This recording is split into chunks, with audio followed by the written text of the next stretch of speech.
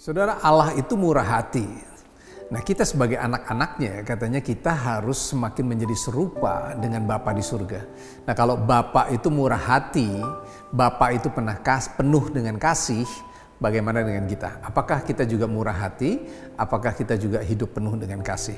Nah, Imamat 25 ayat 35 sampai dengan 55 itu berbicara tentang hukum yang diatur pada saat itu di bangsa Israel, bagaimana mereka harus menghandle atau berbuat baik kepada para pegawai atau hamba. Ada tahun pembebasan, ada orang yang berhutang harus dibebaskan dan lain-lain.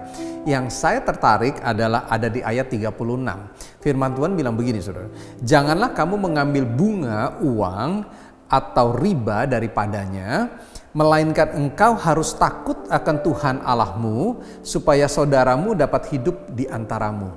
Jadi alasan kenapa kita berbuat baik sama orang katanya, dan kita tidak melakukan sesuatu yang merugikan orang lain katanya, karena engkau harus takut akan Tuhan Allahmu katanya. Saudara, ternyata Tuhan itu sangat concern di dalam bagaimana cara kita memberi, dari bagaimana cara kita memperlakukan orang lain dalam hal kemurahan hati. Tuhan ingatkan apa yang kamu lakukan buat orang lain, ingat, karena engkau harus lakukannya engkau dengan takut akan Tuhan katanya. Kalau kita tahu bahwa setiap pemberian kita, setiap bahkan tindakan mungkin yang bisa merugikan orang lain, bukan dampaknya kepada orang yang kita lakukan, tapi dampaknya kepada Tuhan.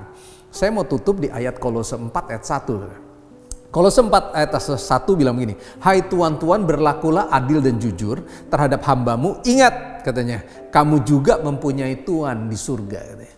Ketika engkau berlaku jujur dan adil kepada hamba-hambamu, ingat kamu juga punya Tuhan di surga. So, hari ini memasuki minggu yang baru, selamat untuk menjadi berkat. Ingat apa yang saudara lakukan kepada orang lain, saudara harus lakukannya dengan kasih kepada Tuhan, dengan takut akan Tuhan.